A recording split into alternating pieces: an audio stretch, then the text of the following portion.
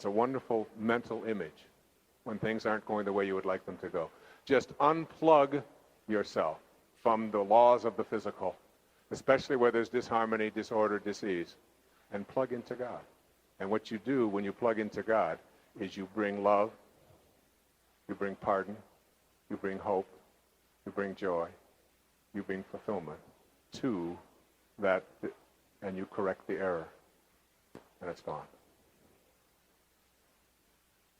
I had a friend who was diagnosed with cancer and told that she had just a few months to live. And she knew that she was in disharmony. And she didn't even tell her parents. She didn't tell anyone. She knew what she had to do. She had read all the spiritual literature. She had immersed herself in meditation and deep prayer. But still, she was surrounded by and contaminated by the energy field of those who were living in fear and without faith.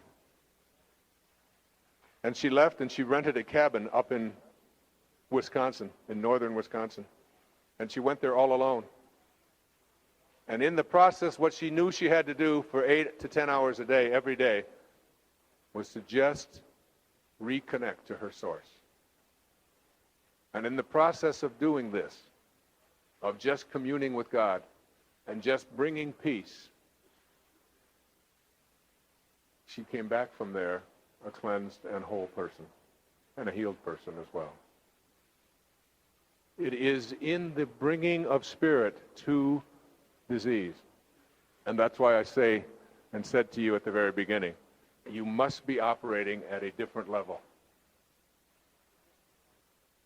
The fourth archetype that Jung spoke about is called the archetype of the spirit. And the archetype of the spirit is the archetype where we begin to understand who we are, that this is not our home, that we are not these bodies, that we can become the witness to them, that there is something that transcends this physical world, and it is that which gives life. It is the spirit that gives life. As St. Paul put it, that which is seen hath not come from that which doth appear. The source of everything in the physical world is not in the physical world. It's in the world of spirit. So it's athlete, warrior, statesman, spirit. And ultimately you begin to have an awareness. And when they were introducing me, I heard the gentleman say that he describes himself as an infinite soul disguised as a teacher, as a husband, as a father. But it is a disguise. Because I know that I am not a human being having a spiritual experience. I have finally come to know the truth, which is the reverse. That I, like you, am a spiritual being having a human experience. And as a spiritual being, I can look at and observe and notice my body and the whole material world. And I know that there's an energy that flows through all of it, and that I'm connected to all of that. I said that I would like to talk about the 3 levels of consciousness, A being individual consciousness or ego consciousness. And I said that there are 2 people inside each and every one of us. The first one is the ego. The second person inside each and every one of us is what I call the sacred or the higher self. And this sacred or higher self really doesn't care whether we win or lose or how much we get or who we're better than or how much we have. It's not interested in that. This part of us that lives in every single one of us only wants one thing. It wants us to be at peace. At peace. And it wants to choose peace. As it says in the Course in Miracles, I can choose peace rather than this. I remind myself that every day when I drive my children to school in the morning and they're fighting over who called shotgun and who gets to sit in the front and who gets to push the buttons and who listens to the rap music and who's daddy's my turn this time, and they're going back and forth, and I just remind them, I can choose peace rather than this. And I'll say, look out or I'm going to push my button. And they say, okay. They don't want to hear that crappy music or whatever. Right? The ability to choose peace. One of the selections that was most profound in my life that I wrote an essay about for 60 Days to Enlightenment in Wisdom of the Ages was from Rabindranath Tagore, the great Indian poet. from a selection called the Gitanjali, which won the Nobel Prize for Poetry and Literature in 1927. He said, I went out alone on my way to my tryst, but who is this me in the dark? I step aside to avoid his presence, but I escape him not. He makes the dust rise from the earth with his swagger. He adds his loud voice to every word I utter. He is my own little self, my Lord. He knows no shame, but I am ashamed to come to thy door in his company. The ego just wants to be right. The higher self wants to be kind, wants to be at peace. And if you can just begin to shift that, just ask yourself, as what I'm about to say, I always tell people this in counseling groups and so on, that there are 4 words, that if you learn these 4 words, they'll eliminate all conflict in all of your relationships. These 4 words are, you're right about that. No matter what it is somebody says to you, you give them that. You're right about that. Someone says, you're really a jerk. So, you're right about that. Because that doesn't make somebody right. She'll say something to me, you're supposed to be home at 7:15 and it's now 6:30. There was a time when I used to say, wait a minute, you're not my mother. I don't have to explain to you when I come home. I'm the one that's out working, and who do you think buys all these, there was all that ego stuff that was a part of my life. You've all heard those before, right? Now I just simply say, honey, she said, don't hold those 4 fingers up. I hate it when you do that. Now I notice she holds the 4 fingers up, but she's doing it one at a time. She's going like,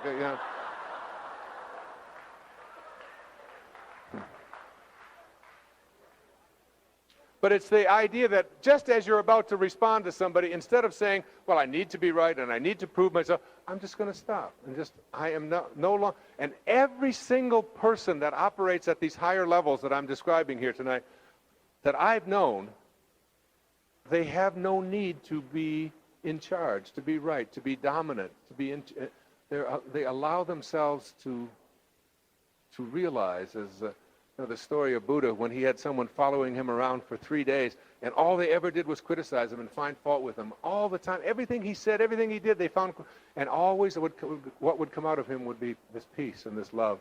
And finally, after 3 days, the man who was criticizing him said, I don't understand.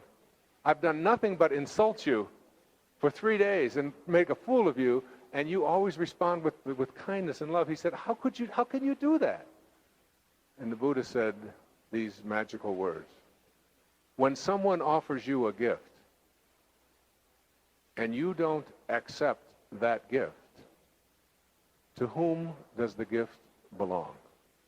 So if someone offers you a gift of their anger, their hatred, their insults, but you don't accept it, who owns the gift? And why would you go around being upset about something that belongs to someone else? It's not yours in the first place.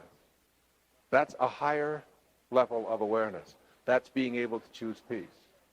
And I've often said that the person that you're the closest to in your life is not the person that agrees with you on everything. In fact, your soulmate is very often a person that you find you're in most disagreement with, you have a great deal of difficulty with.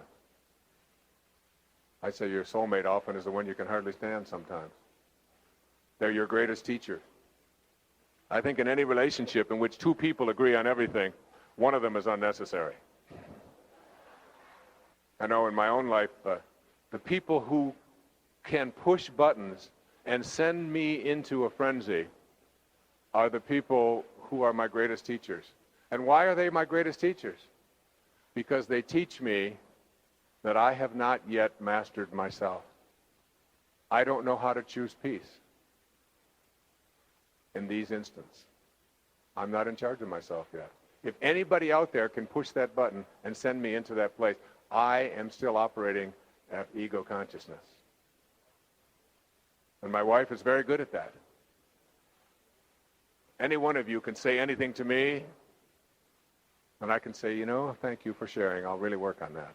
But if she says it, there's something about the way she does it, something about it. And it's all these years and all these children, and still she knows how to exactly push it. And I'll stop myself and say, you still don't have it. You're still not, she's my teacher. I remember once saying to her that, honey, would you love me if I wasn't Wayne Dyer? If I didn't have the ability to take you to all the places we've gone to and buy you all the nice things and do all the wonderful things we can do in our life? She said, you call yourself a spiritual teacher? And you could ask me such a question? Right away, I started going from blissed to pissed, all right? I said, well, I was just wondering if I was just Joe Sixpack. And I was just bringing home, a meager salary, and we were struggling from week to week trying to, not have any month left at the end of the money. If that's who I was, would you? She said, you think I love you because of what you can do for me, what you can buy for me? She said, that's an insult. She said, I love you for who you are. I always have, and I always will. I don't love you for what you can do for me. I said, that's just what I wanted to know. She said, I would miss you.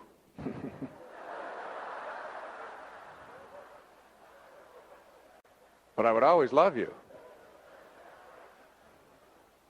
She can do it.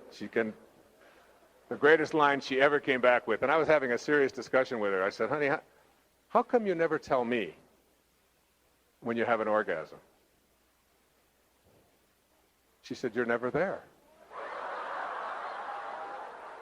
Of course you're there. Where else could you be? And she went into this, Your teachers are the ones who can send you into those places. My children are really good at it. My daughter Serena is the absolute best at it. She can stand there. She said, there's a rumor in our school that you actually wrote a book about how to raise children. Tell me it isn't true. She can get to me in any moment. She really knows how to do it. Her soulmate is her sister Summer.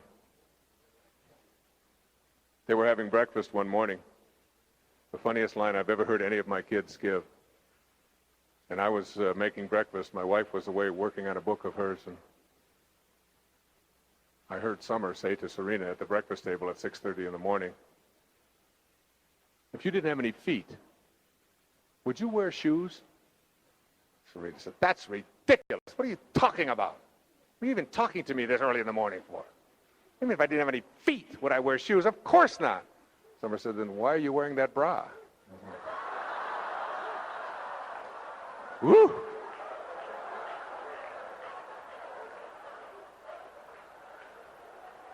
They can be tough.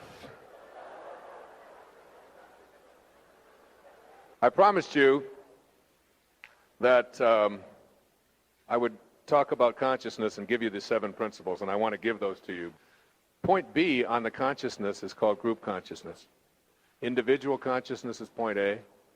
That's the ego. Consciousness here of B is in the middle, is group consciousness. This is where we identify ourselves with the groups that we belong to. And group consciousness is a consciousness which is the source and cause of virtually all wars on our planet. This is where I am the groups that I've been assigned to. I am the culture that I grew up in. I am the geographical boundary. I was born on this side of the river. You were born on that side of the river. Therefore, you are my enemy and I must kill you. This is what's going on in all different places on the planet today. I am Jewish. You are Christian. Therefore, I am your enemy if I live in the Middle East. I am at war with you if I'm a Muslim and you're whatever. I am male. You are female. Therefore, we are in conflict. We're part of these different groups. I am Northern, you are Southern. I am conservative, you are liberal. I am Democrat, you are Republican. It's this dichotomy, it's this division, it's this identification with the groups that we've been assigned to. Group consciousness. It's a higher level than ego consciousness, but it's still a very low level of awareness. And it's one that we have to move out of and understand that we live on a round planet. And on a round planet, there's no choosing up sides. We are one. And that's what point C is on consciousness and what I've been leading to all afternoon. Point C represents mystical consciousness, unity consciousness, God consciousness, spiritual consciousness, healing consciousness. This is an awareness that I am connected to rather than separate from. Rumi put it this way. He's one of the people I dedicated Wisdom of the Ages to and who wrote through me in here. He said, when you are dead, seek for your resting place, not in the earth, but in the hearts of men. In the hearts of men. He put it this way. He said, I, you, me, he, she, they. These are distinctions which do not exist in the garden of the mystics. And I'd like you to think of yourself as a flower in the garden of mystics for a moment. And all that is possible when you become someone who's living at mystical consciousness. Mystical consciousness is one in which you have the ability to be able to raise your level of vibration from 20,000 cycles a second, where disease and accidents and harm and discord and disharmony exist, into a place of bliss. And you do it by the only way you can come to a knowing, and that is through making conscious contact with God. It's not learning about God, it's coming to know God. The first day that Deepak Chopra, my dear friend, whom I've put tapes out together with, we have some of them here, Creating Your World the Way You Want It to Be and so on. We've spoken together in venues all over the world. He's one of my closest friends. And when we met in 1990 in person, the first he said to me when I walked up to him and he was standing around a group of people who he was signing books for was, he put his hands together and he bowed. This is a medical doctor. They usually don't bow when they see me. Often they give me half a peace sign, all right? And he said a Sanskrit word that means, I celebrate in you the place where we are both one. It's namaste. Namaste. Say it. Namaste. It's a wonderful greeting. It's an awareness that we both share something, even though we may look like we're in separate bodies. And he handed me a book to read that night. And the book that he handed me is a book that I read from every day. It was written by a man named Patanjali, who lived in the 3rd century before Christ. And the book's called How to Know God. And in this book there was a passage. And I took this passage and I outlined it and I underlined it and I had it laminated and I carried it with me, and I still carry it with me. And but I know it by heart. And it's about inspiration. And it's the 4th or 5th essay that I wrote about in here, in Wisdom of the Ages.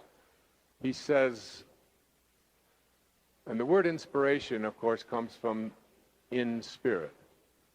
The word information comes from inform.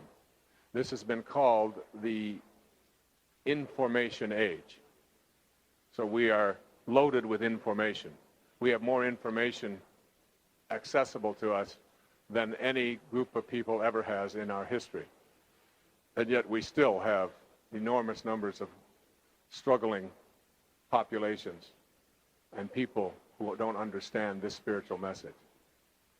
It isn't information that is going to bring us out of it. It's inspiration. It's moving into in spirit, because it's the spirit that gives life.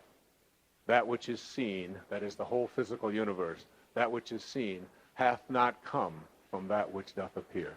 The source of everything is not over here. It's in here, in the world of spirit.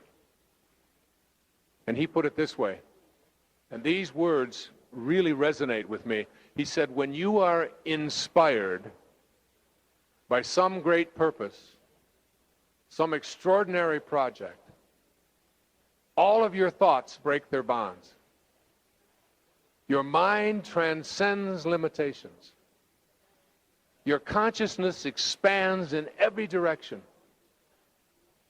And you find yourself in a new and a great and a wonderful world. And then he said something that I've never forgotten. He said, dormant forces, faculties, and talents come alive, and you discover yourself to be a greater person by far than you ever dreamed yourself to be. Forces that you thought were not accessible to you come alive, and you discover yourself to be a far greater person than you ever dreamed yourself to be. And the way that we make this inspiration work is through something called conscious contact. It's called coming to know God. I was honored to participate in a collection of writings, which we have some here, called The Experience of God. Myself, Deepak Chopra, Marianne Williamson, Mother Teresa, the Dalai Lama, Louise Hay, Ram Dass, Bernie Siegel, Scott Peck, Joan Borysenko, and 30 others. People I'm honored to be in there. We all wrote about our direct experience, our direct conscious contact with God. I call this bathroom reading. And I mean, you put it in your bathroom and you read from it each time you're in there, and it's like it's part of the metaphor of what I've been speaking about all afternoon. You bring spirit to that which is leaving, okay? Would you like a copy? There you are. Enjoy it. The Experience of God. There's 40 of us that wrote in there. And making conscious contact with God through this thing called inspiration. When I'm inspired, I never ever get concerned about being hungry. I never get tired when I'm inspired. When I'm writing, I can go away and write for day after day. Sleep an hour a day, 2 hours a day. Drink nothing but water. Don't feel hungry. The right people always seem to show up. I go to the mailbox and the right, the thing that seemed to be missing before is always right there for me. The telephone rings, it'll be someone calling, and I wrote about some of that in Wisdom of the Ages. When I was stuck on something when I was away writing one of these essays, Deepak picked up the phone, and only 2 people in the whole world knew my phone number where I was in seclusion. It was my wife and my other wife, Deepak. And I told him that, and I wrote about it in there, and he gave me something in that talk that it just put, like, they say it in Sanskrit that when the student is ready, the teachers appear. When you're ready, it's just a question of, and the moment that you're ready, you have this knowing. And when you have this knowing, you almost, but not quite, it borders on, you almost get arrogant about it. You have an awareness that I can attract now into my life what is missing. And I put my attention on that and my energy on it, and I stop giving energy to the things I don't believe in. Because when you put your attention or your energy on the things that you don't believe in, then what you don't believe in is what continues to show up. And when you put your energy and your attention on what you do believe in, then what you do believe in shows up. Because as you think, so shall you be. So if your thoughts are on what is, and you don't like what is keeps showing up. Even though you despise it. If you despise what always has been, and that's what you think about is what always has been, this is the way I've always been. I've always had this kind of a difficulty with this particular ailment or whatever. Even though you hate having the ailment, if that's where your thoughts are, you will attract more of it into your life. And if your thoughts are on what they want for you or what they expect for you, even though you despise it, if what you think about is what expands is true, then what they want for you will continue to expand into your life, even though you despise it, even though you hate it. It's when you shift out of and off of what you don't want, what is, what always has been, the circumstances of your life, what others want or expect from you, and learn to put your energy and your attention on what you want and what you intend to create with passion, then it begins to show up in your life. It's astonishing. And the interesting thing about it, and I was going to talk more about it here, but I won't have time, is like, what is the context in which you can move out of individual and group consciousness and into mystical consciousness or unity consciousness? It is only available, as far as I know, through this process called meditation. You can't do it any other way. And with meditation, the very opening essay in here was from Blaise Pascal and Pythagoras, 2 of the greatest scientists who ever walked among us. And Pascal in the 16th, 17th century said, all of man's troubles stem from his inability to sit quietly in a room alone. Most of us just don't know how to get quiet. And it is like, I tell people, don't learn to meditate or don't practice meditation because it will make you feel younger, which it will. It'll even make you look younger. which it will, because it takes the stress right out of your skin, right out of your life. Don't learn to meditate and practice meditation on a daily basis because it will give you the equivalent of a night's rest in 20 minutes, which it will. But learn and practice meditation because it is the only way that you can transcend the duality of the physical plane. Jesus was known as a non-dual being. No right, wrong, beginnings, ends, male, female, none of that. Only the one. And in silence, silence is like zero. You cut it in half and you still have only zero. You can't divide silence. It's the oneness. Melville said God's one and only voice is silence. And in Moby Dick, he put it this way. He said, "For as this appalling ocean surrounds the verdant land, so in the soul of man there lies one insular Tahiti, full of peace and joy, but encompassed by all of the horrors of the half-lived life." I'd like to suggest to you that if you don't make that meditation a daily practice in your life, that you might want to really think very seriously about changing that. I was taught a meditation by a man in India whose name is Sri Guruji, whom I dedicated Manifest Your Destiny to. And it's a very simple meditation, and I'd like to just share you with it just a couple of minutes about it. This meditation is called Japa, J-A-P-A. And it's a meditation in which you repeat the sound of the name of the divine for 20 minutes in the morning, and you repeat the sound of the name of that which, of the sound of all that which is manifested into your life in the evening. It's the creation meditation and the gratitude meditation. The sound that is in the name of the Creator in all languages, Allah, Krishna, God, Yahweh, Kali Durga, Ra, Jehovah, all have the sound Ah. And the repetition of the sound of Ah, if you look in the beginning and you read Patanjali, whom I have been studying every day for the last, well, since last August, he talks about the power of the sound of Ah, and here's where you have to willingly suspend your disbelief. The power of the sound of Ah is so, well, the opening words to the New Testament, when you get upstairs, take a look at it. In the beginning was the Word, and the Word was with God, and the Word was God. Together. Deep breath. God.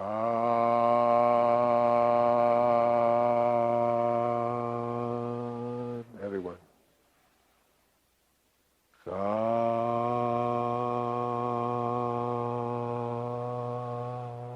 This sound, as you repeat this sound each morning for 20 minutes, and put your energy and your attention on what you would like to attract and create into your life, is the most magical and mystical and powerful meditation there is.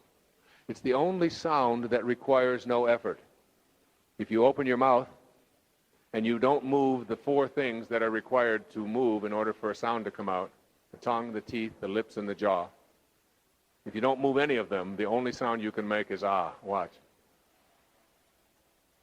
Ah, the moment that I move my teeth, my tongue, my lips, or my jaw, the sound changes. But when I move nothing, effortless perfection, I make the sound of God. And it's the sound, if you read all the way back through, and I studied this in depth, all of the traditions teach this sound. And when Guruji came to me, he wrote me a letter. He had read a book that I had written back in the 1980s called You'll See It When You Believe It. And he said, I've asked you to teach this meditation and to take no money for it. So we have put out a CD called Meditations for Manifesting, in which I guide you through it in 4 tracks. An explanation of this entire meditation, a guided 20-minute meditation in the morning, an explanation of the evening meditation, and a guided evening meditation using the sound of all that has manifested into your life, which is the sound of Om. Om.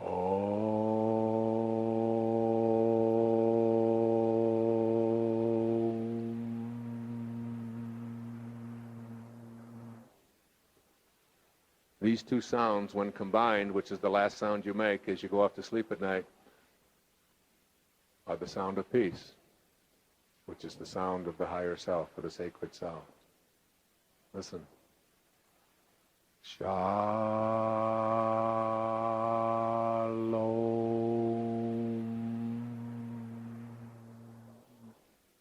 And languages are comprised of sounds that were heard in ancient mystics. And all of the sounds that we use today are there. There's no accident.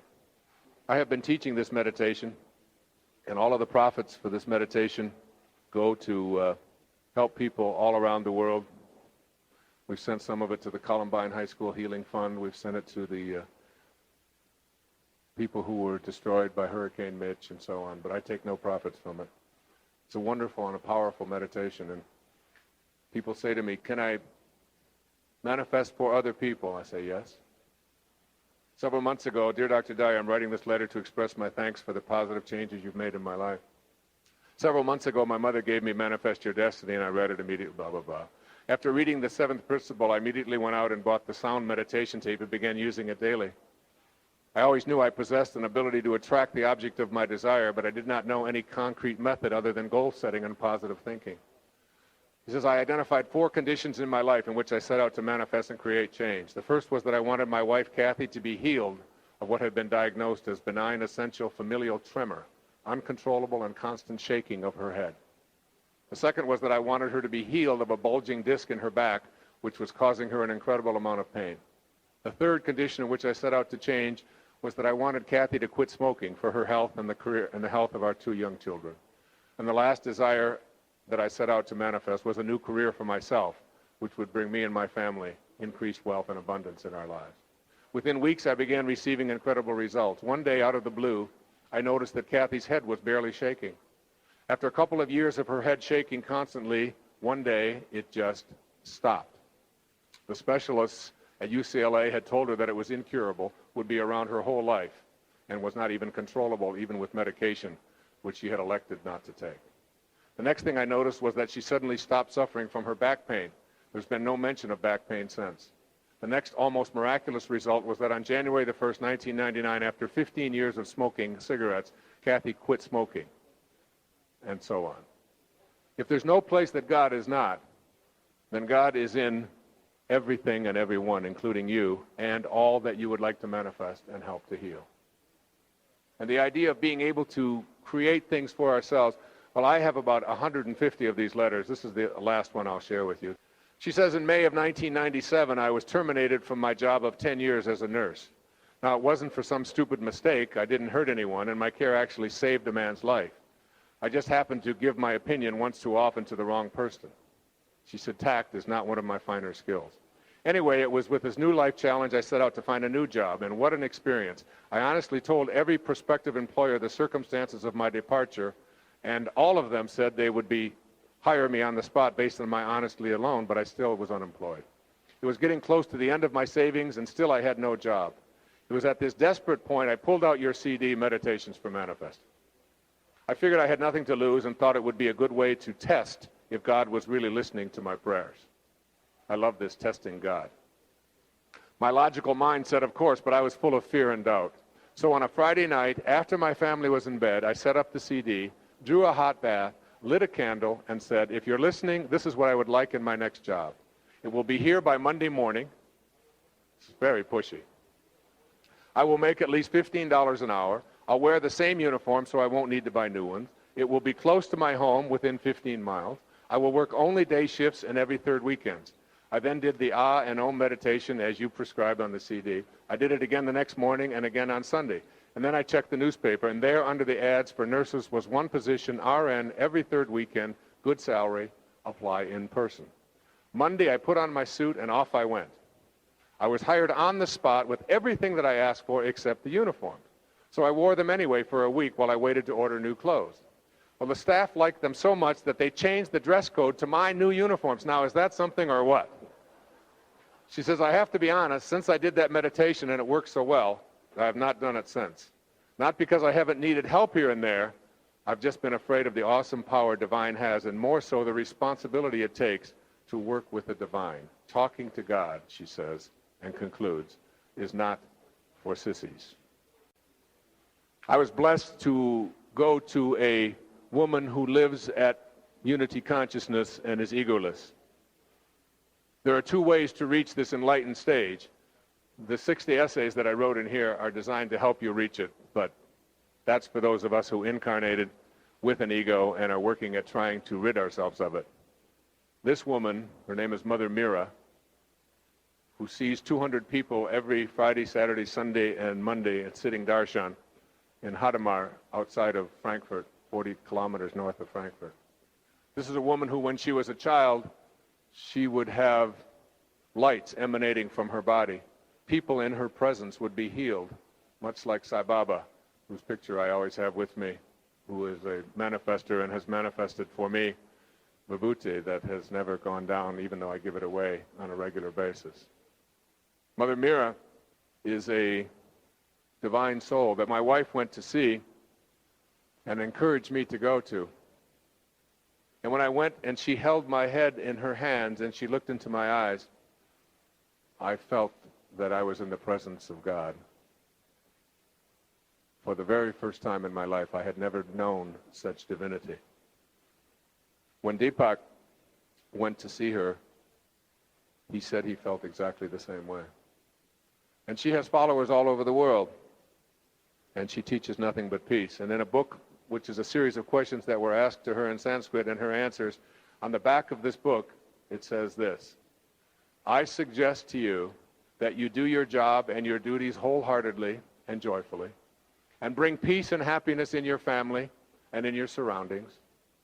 Do japa, which is the chanting or repeating of the name of God, and ask for whatever you want, and you shall receive it. It's the meditations for manifesting that Guruji said to me, when people begin to practice it in their life for the first time,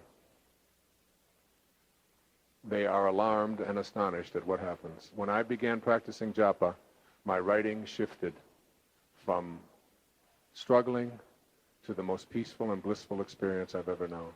My speaking became fluent and easy and effortless. My relationship with my wife and my children changed dramatically.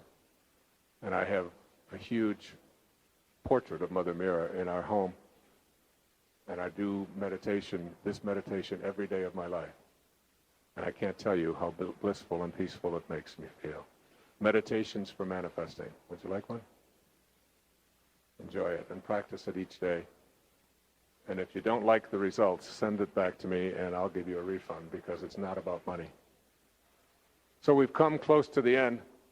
I had promised you I would give you and share with you these 7 principles that I jotted down on healing. I've covered most of them, but let me just share them with you as we depart.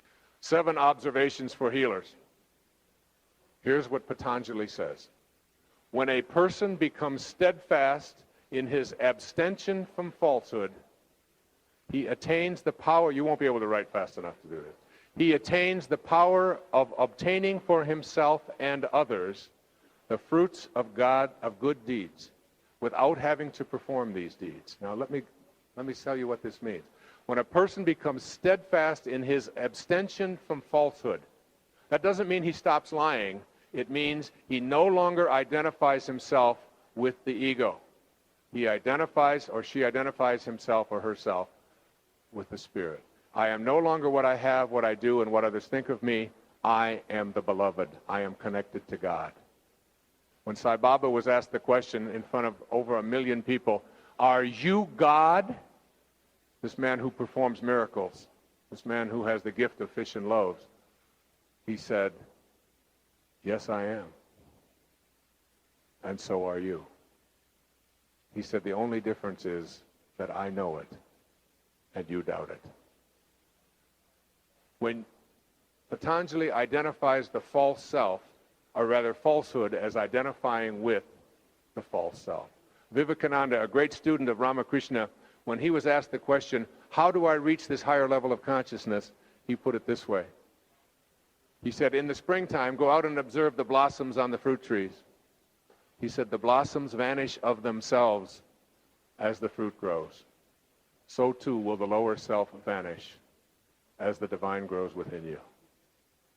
Let the divine grow within you. Bring spirit too.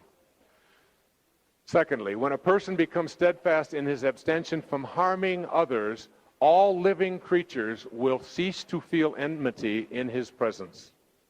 This is St. Francis. When you are steadfast in your abstention from ever wanting to harm, that is, think harmful thoughts towards others, all living creatures will experience love in your presence and will be tamed.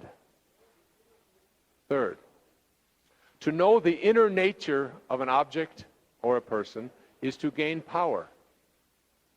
As the aspirant, that is each and every one of us, grows in concentration, he may find himself suddenly possessed of psychic powers. He may be able to heal the sick, to read others' thoughts, to foresee the future, or to control certain natural forces. And all it takes is a power of concentration, meditation, and absorption. As you go there, you will begin to see yourself healing and having these powers that you thought were not available to you.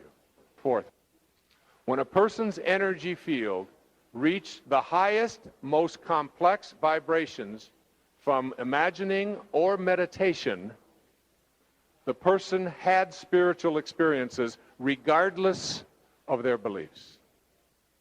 As you begin to vibrate at 100,000 cycles per second, these experiences will be there whether you want them or not. Fifth, it is only possible, and this is always very intriguing to me, it is only possible for God to express God's self in you when you are at peace.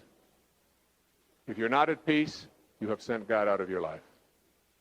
And when you send God out of your life, you send healing and miracles and all the things I've been speaking about. Sixth, disease and discord have no power over you except through your belief in them. Disease has no power over you except through your belief in it. Let go of the belief in it, and it no longer has power over you. And finally, from the Quran, whatever good you have is all from God. Whatever evil, all is from yourself. God is that which is good. You bring it to discord, and you nullify disease. There's a wonderful book that has just come out, and I brought a case of them with me. And it was written by a woman that I've come to know. Her name is Oriah Mountain Dreamer. I told you that I gathered 60 people together. These 60 people that I gathered together, all of whom had these qualities of self-actualization: independence of the good opinion of others, detachment from outcome, no investment in power over others, the ability to see beauty and truth everywhere, a sense of passion in their lives, the ability to live in the now rather than the past, a real strong sense of passion and peace in their lives. And I'd like you to really listen to these words. I would imagine if all 60 of these people that I selected and have been talking about in Wisdom were to come up with a document, it might look like this. This was a woman who went to a cocktail party, and all they talked about was ego. What I have, what I do, what others think of me. And she just couldn't take it anymore, because when you begin to move into a faster vibrational pace, you no longer are content to deal with drapery talk. It just isn't something you're interested in any longer. And you don't want to hear it. And you don't want to be angry, and you don't want to be arrogant, and you don't want to be rude. You just want to decontaminate your energy field from that kind of consciousness. And this is how she was feeling. And she went home sort of disgusted with how everyone was talking about how important they were and so on. And she wrote an invitation, which has subsequently been released as a brand new book. And this is what she said. It doesn't interest me what you do for a living. I want to know what you ache for, and if you dare to dream of meeting your heart's longing. It doesn't interest me how old you are. I want to know if you will risk looking like a fool for love, for your dream, and for the adventure of being alive. It doesn't interest me what planets are squaring your moon. I want to know if you have touched the center of your own sorrow, if you've been opened by life's betrayals, or have become shriveled and closed from fear of further pain. I want to know if you can sit with pain, mine or your own, without moving to hide it or fade it or fix it. I want to know if you can be with joy, mine or your own, if you can dance with wildness and let the ecstasy fill you to the tips of your fingers and toes without cautioning us to be careful, to be realistic, or to remember the limitations of being human. It doesn't interest me if the story you are telling me is true. I want to know if you can disappoint another to be true to yourself, if you can bear the accusations of betrayal and not betray your own soul. I want to know if you can see beauty even when it's not pretty every day, and if you can source your own life from its presence. I want to know if you can live with failure, yours and mine, and still stand on the edge of the lake and shout to the silver of the moon, yes. It doesn't interest me to know where you live or how much money you have. I want to know if you can get up after a night of grief and despair, weary and bruised to the bone, and still do what needs to be done to feed the children. It doesn't interest me who you know or how you came to be here. I want to know if you will stand in the center of the fire with me and not shrink back. It doesn't interest me where or what or with whom you have studied. I want to know what sustains you from the inside when all else falls away. I want to know if you can be alone with yourself and if you truly love the company you keep in those empty moments. The Invitation. A beautiful book. Each chapter is based upon one of those observations. You have a daughter that is blind? Would you like to read this to her? There you are. God bless you. You're welcome. The Invitation. And Lao Tzu put it this way. At birth, all people are soft and yielding. At death, they are hard and stiff. All green plants are tender and yielding. At death, they are brittle and dry. When hard and rigid, we consort with death. When soft and flexible, we affirm greater life. Have a mind that's open to everything, attached nowhere.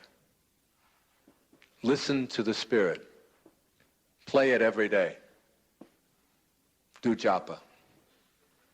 Move from 20,000 cycles per second into a higher and higher frequency. And understand this line from A Course in Miracles. In every moment of your life, you have this choice. You can either be a host to God or a hostage to your ego. God bless you and thank you for coming. You honor me. Thank you. Thank you.